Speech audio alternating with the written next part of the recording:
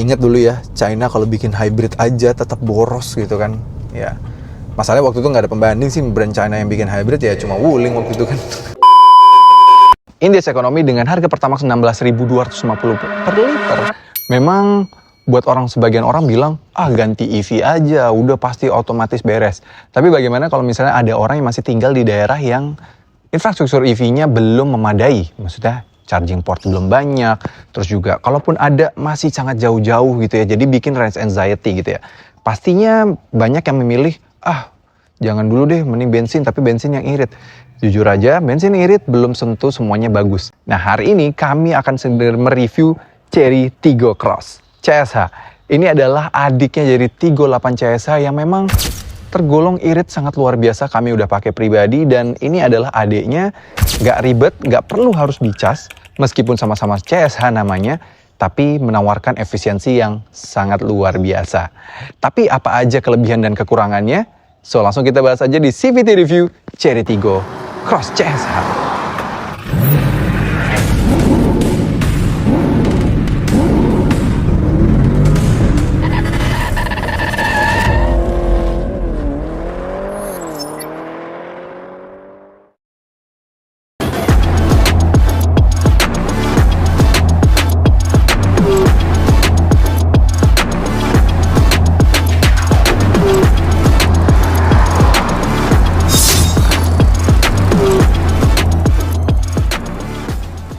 Oke, ini dia Chery Tiggo Cross CSH. Ya, memang walaupun namanya CSH, tapi berbeda sistem CSH-nya dengan di Tiggo 8 CSH dan juga Tiggo 9 CSH. Tiggo 8 dan Tiggo 9 CSH itu adalah PHEV, sedangkan ini adalah hybrid electric vehicle biasa. Jadi, untuk mengecas baterainya dan juga menjalankan motor listriknya, pure self-charging dari mesin bensinnya gitu. Oke, kita akan bahas itu detailnya lebih nanti aja sambil jalan. Nah, kita bahas dulu desainnya. Jadi aslinya nih mobil sebenarnya basisnya dari Chery Tiggo 5X yang waktu itu yang warna merah, yang warna hero color ya. Dan dirubah secara total menjadi Tiggo Cross di Indonesia. Dan waktu itu awalnya mesin bensin, sekarang diberikan pilihan mesin hybridnya. Tampilan depannya keren banget ya. Kalau dijajarin sama Tiggo 8 CSH tuh kayak memang punya satu desain yang sama, tapi memang sebenarnya agak sedikit mirip sama baza desainnya Audi sih sebenarnya ya. Ini kayak ala-ala nih yang apalagi yang garis-garis silver bagian sini ini mirip banget kayak desain Audi Q7 yang generasi 2016 gitu, mirip banget nih. Lampunya bagus, udah full LED dan dia reflektor, tapi reflektornya entah kenapa terang sih. Di malam hari pun terang. Dia sudah auto high beam juga, dia udah punya rear fog lamp di bagian belakang, lampunya semua all LED, di belakang juga lampu mundur LED, lampu sennya LED, lampu dalam kotanya LED, lampu remnya LED, di depan juga lampu sennya udah sequential LED gitu ya. Ini DRL-nya di bagian sini tapi ya, di bagian bawah sini gitu. Ini sudah ada kamera 360, jadi dia udah mengelilingi bagus, udah 3D view juga, udah ada ADAS, ini jadi bagian dari radar dan kamera di bagian sana, udah adaptive cruise control juga, bagus. Dan kita lihat bagian samping, memang ubahannya dahsyat banget ya. Dia perubahannya dibandingkan dengan Tiggo 5X cukup banyak, beda banget, seakan-akan kayak ganti dan beda mobil dengan yang Tiggo 5X, padahal sebenarnya underneath itu semua mobil sama. Tapi dimensi wise, sebenarnya dia memang kelasnya sebenarnya dia tuh untuk melawan kelas-kelasnya in between kelasnya race dan juga in between kelasnya HRV. Dia memang bukan panjangnya sampai 4.500-an, bukan yang sampai sub 4 meter juga. Cuma kalau kalian perhatikan, memang karena hoodnya dia memang disiapin panjang untuk dikasih mesin dan motor listrik gitu ya. Tapi kalau kalian bagian belakang sini, kelihatan banget pendeknya, kayak kelas-kelasnya race dan kawan-kawan gitu. Nah, tapi sebenarnya dimensinya di atas 4 meter. Dan yang menarik, dia sudah pakai 17 inci dengan desain mengipas begini, konfigurasinya di 215/60R17 dengan ban dari Cylon gitu. Kuncinya udah keyless entry kayak gini, dan udah walk away lock dan approaching unlock. Dan dia udah auto folding di bagian sini, nih sennya dan segala macam, bagus. Pokoknya intinya sih dari samping memang kelihatan masih belum banyak perubahan sebenarnya kalau siluet body dengan yang 5X dulu ya, dan Tiggo Cross yang bensin gitu. Yuk kita lihat bagian belakang. Nah, ini dia bagian belakangnya. Sebenarnya memang nggak ada perubahan dibandingkan dengan yang varian dulu bensin ya, ketika Tiggo Cross pertama kali keluar. Tapi dibandingkan Tiggo 5X yang sebenarnya ini jadi di facelift gitu ya, platform masih sama. Ini udah berubah banget, lampunya udah bagus gitu ya. Dia ada kayak garis-garisnya gitu. Bahkan ini kalau bisa dibandingin sama Chery Tiggo 8 CSH kami lebih suka desain belakangnya, lampu belakangnya ini. Nggak tahu kenapa Chery Tiggo 8 CSH itu terlalu rame, ini pas aja gitu. Gitu, ini menyambung. Nah, uniknya ini walaupun yang CSH, unit tes kami ini nggak ada logo CSH-nya atau yang tulisan logo hybridnya. Nah, kami pernah ketemu di jalan, ada logo hybridnya. Itu rame banget. Ini bening kayak gini, bersih aja gitu. Nah, ini belakangnya, dan paling menarik adalah bagasinya ini. Ya, karena dia sebenarnya sejatinya, meskipun secara dimensi dia lebih besar gitu ya, tapi dimensi sisa belakangnya tuh memang kayak kelas-kelas race dan kawan-kawan. Sehingga kapasitas bagasinya memang bukan yang cukup besar, tapi cukup oke lah, 380 liter. Lumayan besar, lumayan dalam gitu ya. Cuma ada hal yang unik nih di yang varian CSH-nya ini. Sini deh. Nih, ada sedikit gundukan di bagian belakang sini. Dan ternyata ketika kami buka, ini adalah sebuah aki. Jadi, ini ada Tigo Cross yang varian CSH, akinya pindah ke bagian belakang. Kenapa? Karena setelah kami cek yang di bagian depan, itu tempat untuk akinya digantikan untuk tempat dinamo atau motor listriknya. Karena sekarang memang basis mobil ini adalah mobil bensin, sehingga gimana caranya ruang yang ada dimanfaatkan baik-baik. Jadi di bagian belakang ini bear in mind ada sesuatu seperti ini. Tapi kapasitas bagasi masih bisa di 380 liter, lipat rata lantai masih 1500 liter, bawa koper 3 gitu masih bisa ya. Cuma memang minusnya karena kurang lebar dan kurang panjang ke belakang, stick golf nggak muat dua baris tegak ini gitu. Kita lihat bagian dalam. Nah, unik ya, entah kenapa bukan pintunya tidak benar-benar lebar ya, sehingga ketika kami mencoba untuk memasukkan car seat ke dalam mobil agak sedikit kesulitan gitu. Cuma enaknya begitu kita masuk, ini mobil tuh kalau dibandingkan sama rival-rivalnya dia kayak lebih tinggi kan, tadi kayak kami bilang dari luar, kayak lebih bulat juga gitu ya. Jadi di dalam ini feels-nya tuh kayak masih lapang gitu. Tuh, tinggi kami 175 cm, di dalam headroom masih cukup lega meskipun ada gundukan sedikit di sini untuk memasukkan sunroofnya, tapi ini masih lega dan legroom kami juga masih lega. Minusnya paling pandangan kami agak sedikit keblok karena memang kursi di bagian depan ini bucket seat dan yang bolongannya agak sedikit ke bawah ketika yang tingginya 175 cm nih, jadi agak di sini nih. Jadi ruang lega lihat depannya tuh nggak terlalu kelihatan lega gitu sebenarnya. Tapi bagus ya, di belakang legroom masih bagus, masih ada AC, terus juga masih ada USB-A socket, masih ada armrest, 2 cup holder, dan yang kita touch ini semua sudah kulit soft touch gitu ya. Bagus, ada speaker, ada Twitter gitu ya. Dan bahkan ada reminder, ini gambar mobil di sini. Ketika kita buka pintu dan ada mobil yang mau lewat dari kanan dan kiri, dia akan memberikan beeping gitu. Cukup bagus dan ada cup holder di belakang sini. Ya, cukup enak, sudah pakai leather 3 headrest hingga ke belakang sini. Karena mengingat di kelas ini jarang nih yang dapat armrest, jarang yang full leather dan 3 headrest gini. Ya, dengan harga yang mirip-mirip sama Suzuki Fronx sih, ini kayaknya jadi lebih worth it ya kalau duduk di belakang sini. Lebih lega dibandingkan dengan Fronx. Kita lihat bagian depan. Oke, ini dia kabin depannya dari Chery Tiggo Cross yang varian CSH. Kuncinya kayak gini ya, persis banget kayak mobil Chery kami yang lain. Bahkan in fact si Jayco J7 juga kuncinya masih kayak gini, persis banget gitu.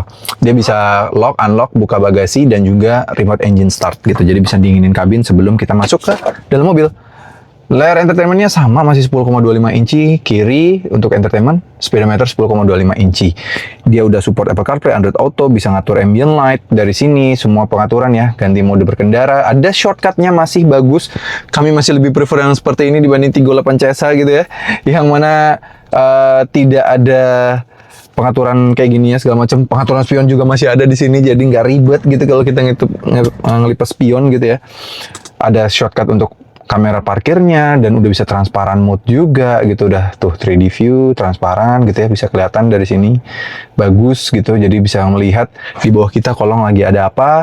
Udah Apple CarPlay, Android Auto, suaranya juga lumayan bagus, udah ada mid bass juga, ada Twitternya ada banyak ya, di belakang ada Twitter, di depan ada Twitter, ada mid bass, ada speaker di bawah. Jadi suaranya bagus walaupun belum dari Sony Premium Sound, tapi udah bagus, bagus banget menurut kami gitu. Dan bagusnya di sini juga masih pakai tombol engine start. Setirnya common part sebenarnya sama Chery yang lain. Cuma yang kami suka di sini masih banyak tombolnya. Sedangkan misalnya kayak di Tiggo 8 CSH kami tuh nggak ada tombol sama sekali, kayak banyak kan kapasitif. Kami lebih suka di sini sebenarnya nih. Masih ada tombol, masih malah merasa lebih mewah yang ini dibanding si Tiggo 8 CSH gitu ya. Ini berasa lebih clicky tuh. Tuh kliknya masih enak. Pindah-pindah MID, terus juga mau ngaikin volume, semua juga masih bisa ada clockingnya. Walaupun ada tetap beberapa pencet tombol piano black gitu ya, tapi masih lebih banyak dominan tombol gitu. AC-nya juga walaupun misalnya ini capacitive touch di bawah sini, cuma posisinya ergonomis banget.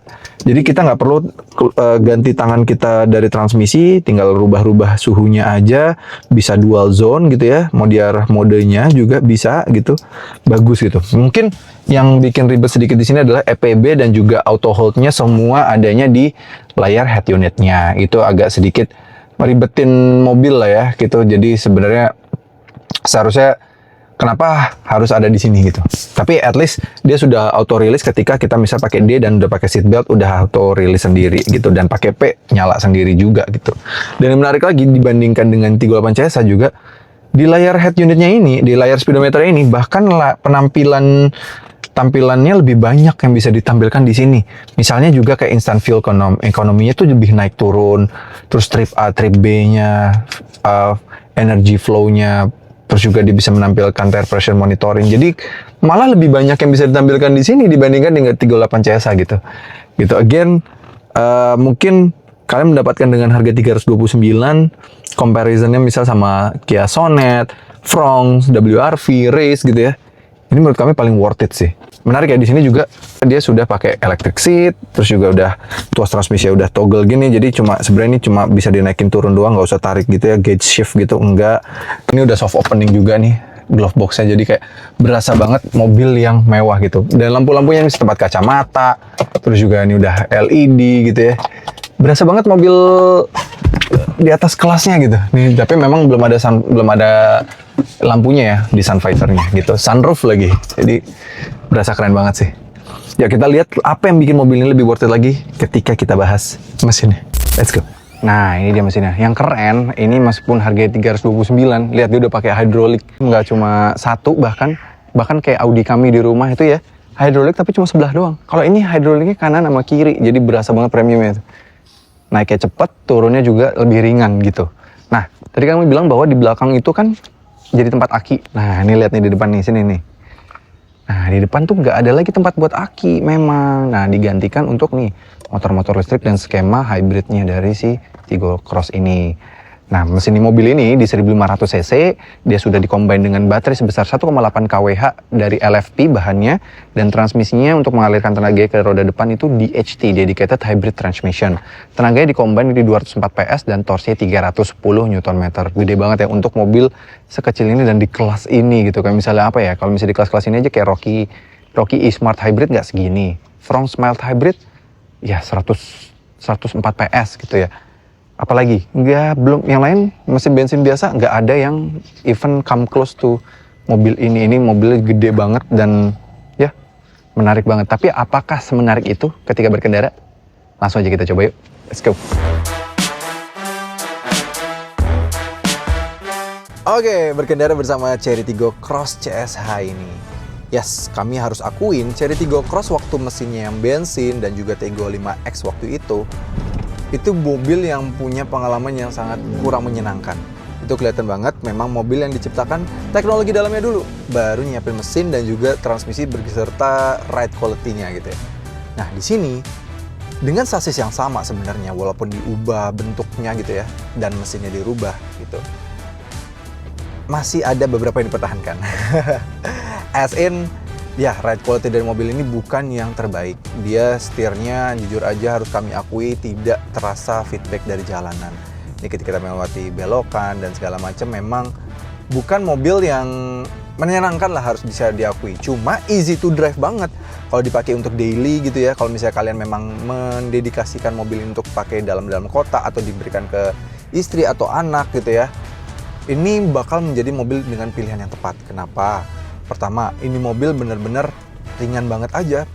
Apalagi di depan tuh visibilitas di engine hood-nya tuh kayak ada naiknya sedikit gitu. Jadi kita bisa mengukur depan, titik ujung depan dan kanan kirinya. Ditambah lagi itu kalau misalnya kita nggak pakai teknologi di mobil ini. Kalau kita pakai teknologinya, dia sudah ada kamera round view monitornya itu kan. Udah 3D view dan sudah ada transparan mode-nya. Sehingga memang mempermudah banget kalau kita berkendara seperti ini gitu, bisa mencari belok-belok, dan sensor-sensor juga udah banyak gitu ya. Dia udah ada blind spot monitoring, jadi mempermudah banget kalau kita bermanuver bersama mobil ini. Udah dimensinya compact, dipermudah dengan teknologi yang ada gitu ya. Jadi tambah lagi setirnya juga ringan, mempermudah gitu. Cuma memang kalau yang car enthusiast akan kurang terlalu suka lah ya dengan mobil ini, karena kami selalu pernah bilang juga di review Hyundai Creta sebelumnya bahwa kalau memang terlalu ringan itu membuat kita kayak seakan-akan nggak tahu input setirnya tuh gimana gitu ya, kita belokinnya gimana segala macam kita nggak tahu. Nah sedangkan kalau pakai feedback yang enak itu mempermudah banget gitu. Nah ngomongin soal kenyamanan, nah bandingin suspensi mobil ini memang bukan yang paling nyaman di kelasnya, harus kami akui. Memang dia bukan, suspensi juga belum independen, dan kami pernah bertanya bersama salah satu orang Chery-nya lah ya, kenapa tidak diberikan independen. Katanya tuh nggak muat kalau misalnya kita pakai set suspensi independen gitu. Nah itu juga berdampak terhadap bantingan suspensinya. Memang nih kalau misalnya kita lewatin speed bumps dan segala macam itu agak berasa ya dalam kabin. Ditambah lagi kursinya juga konturnya menurut kami tidak membantu ini. Seharusnya kan kursinya bisa membantu ya dengan bentuknya, apalagi seharusnya bentuknya joknya bagus kayak gini, leathernya harusnya mungkin bikin lebih empuk gitu ya. Ini nggak membantu sama sekali, justru nih joknya agak menurut kami memperparah keadaan dengan konturnya yang agak lebih membulat di bagian pinggang, dan meskipun di lumbar supportnya sudah bisa diatur gitu ya, cuma surprisingly ini masih tetap bikin pinggang nggak enak. Dan bahkan itu bukan terjadi di sisi pengemudi ya, di sisi penumpang kiri depan itu juga sama gitu. Kami udah waktu itu bawa mobil ini lumayan penuh, jadi penumpang semua keisi. Di kiri depan itu juga mengeluhkan hal yang sama, kurang nyaman di bagian pinggang sini. Padahal kami kayak perjalanan cuma Jakarta Bogor doang sih, sebenarnya bukan perjalanan jauh-jauh banget, tapi di bagian belakang sini sudah cukup mengganggu gitu. Dibandingkan suspensi ya, tuh memang tergolong keras, tapi jujur harus kami akui kalau kerasnya dibandinginnya misalnya sama Race, Rocky gitu ya, atau Yaris Cross yang dimensinya mirip sama mobil ini, kami masih akan tetap mengambil bandingan suspensi mobil ini sih. Itu tiga mobil itu sih memang ya gitulah ya. Dan sisanya sih misalnya kayak handling, yang again kami tadi bilang nggak bisa berharap banyak sama mobil ini handlingnya ketika belok seperti ini gitu ya, di jalan tol segala macam ya masih ada berasa limbungnya, even though mobil ini keras gitu. Jadi nggak bisa dibilang bahwa mobil ini menyenangkan. Nah yang kami soroti lagi adalah paling kekedapan kabinnya. Jujur aja kekedapan kabinnya bukan yang terbaik di kelasnya. Kalau dibandingkan dengan kakaknya, memang mobil ini belum dilengkapi dengan double glass tuh. Nah, makanya dari tadi traffic kebetulan kami lagi syuting di tempat yang sebenarnya tidak terlalu rame gitu ya. Tapi surprisingly ini mobil nggak terlalu kedap juga gitu. Udah lumayan banyak berisiknya lah sebenarnya. Tuh. Di kelas ini ada Suzuki Fronx yang bisa lebih kedap dibanding mobil ini gitu. Jadi ada pembandingnya, soalnya biasanya kan China ini in terms of paper gitu ya, on paper kayak kekedapan kabin semuanya gitu-gitu selalu ngalahin Jepang jauh gitu ya. Surprisingly di bagian kekedapan kabin nih Jepangnya masih ada yang lebih bagus di sini. Fronx masih lebih kedap, Fronx juga bandingin suspensinya masih lebih enak dibanding mobilnya ini gitu. Nah ngomongin soal efisiensi, kami pakai mobil ini udah jalannya lumayan jauh, sekitar 400 km. Pakai 400 km kami bisa mendapatkan di 27,7 km per liter. Itu full to full efisiensi ya, udah kami jajal. Dan menurut kami itu adalah figur yang sangat luar biasa bagus. Karena kondisi jalanan sedang tidak lancar-lancar banget dan juga tidak macet-macet banget gitu. Jadi kayak di tengah-tengah gitu. Biasanya justru yang kayak gitu, hybrid itu justru mending nyari yang hybrid macet sekalian karena biar irit. Atau kalau lancar sekalian ya mild hybrid lebih jagoan kayak si Suzuki Fronx gitu ya. Nah ini in between, nggak macet-macet banget, nggak lancar-lancar banget, tapi ini masih bisa 27,7 km per liter. Sehingga kalau misalnya kalian jalan dengan kapasitas tangki mobil ini di 51 liter gitu ya, kalau misalnya kalian jalan 1.500 sebulan, even though misalnya kayak harga BBM Pertamax lagi 16.250 per syuting ini sih nggak ada masalah sama sekali. Kalau misalnya turun nanti harganya pas kami naik udah turun lagi, karena harga pas kami tayang ini sebenarnya harga minyak dunia lagi turun, cuma Indonesia aja lagi tinggi gitu ya. Nah itu kami nggak tahu, nanti mungkin bisa lebih terjangkau lagi harganya BBM-nya gitu. Luar biasa sih efisiensi dari mobil ini. Dan kita ingat dulu ya, China kalau bikin hybrid aja tetap boros gitu kan ya. Masalahnya waktu itu nggak ada pembanding sih brand China yang bikin hybrid ya, cuma Wuling waktu itu kan. Ngomongin soal ADAS-nya, mobil ini ADAS-nya lumayan lengkap. Memang dia udah dilengkapi dengan adaptive cruise control, lane departure warning, lane departure kayak prevention gitu ya. Dia udah ada blind spot monitoring juga gitu, dia udah safe exit juga. Jadi mobil ini lumayan membantu ketika kita berjalan jauh. Bahkan adaptive cruise controlnya karena sudah pakai APB, dia udah bisa sampai stop and go juga. Jadi kalau udah macet-macetan pakai adaptive cruise control, mobil ini udah sangat membantu sekali gitu. Dan memang bukan yang halus, tapi harus kami akuin kita masih harus tetap awas juga karena kadang tiba-tiba ngeremnya lumayan agak keras gitu ya. Harus kami akui yang paling halus memang ADAS sampai detik ini masih tetap Hyundai Group. Mau Kia-nya mau Hyundai-nya itu masih tetap yang terbaik. Jadi Chery, BYD kami udah coba Cina lainnya, surprisingly masih belum ada yang come close lagi dengan Hyundai ya. Tapi at least Chery ini masih punya, sehingga kalau dipakai di tol ini masih enak gitu. Dan lane keeping dan departure warning dan lane keeping assist-nya itu hanya sebatas mengkoreksi saja ya, dan memberikan vibrasi terhadap setir saja. Jadi bukan benar-benar keeping kita di tengah gitu. Itu saja sih. Ya, overall mobil ini yang sangat menyenangkan untuk dipakai berkendara, masih cukup oke. Kalau dibilang mobil perfect enggak, tapi mobil yang sangat reasonable untuk kondisi saat ini. Oke, bagaimana dengan akselerasi dari mobil ini? Oke, tenaga 204 PS dan torsi 310 Nm. Dia ada rubah mode berkendaranya, tombolnya di sini. Nah, dia ada ngomongnya it had entered sport mode. Bagaimana dengan akselerasinya? Langsung aja kita coba. Gas rem dan boom. Mesin bensin langsung masuk ya, intervensi, dan 100. 0 sampai 100 tuntas hanya dalam waktu 8,3 detik saja. Oke sih, ini dibandingkan dengan rival-rivalnya hybrid, bahkan dua rival di atas ya, kayak misalnya kita bandinginnya dengan Yaris Cross bahkan gitu ya. Ini masih memiliki performa yang sangat luar biasa. Dengan bandrol 329 juta, performa, efisiensinya ini benar-benar di atas rata-rata sih, gila emang.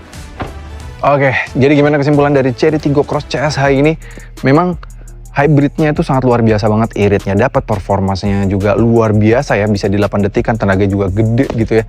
Tapi memang sisi kenyamanan dan sisi riding quality dari mobil ini yang memang masih berasa banget mobil China dengan platform lama yang belum diimprove gitu ya, masih berasa banget.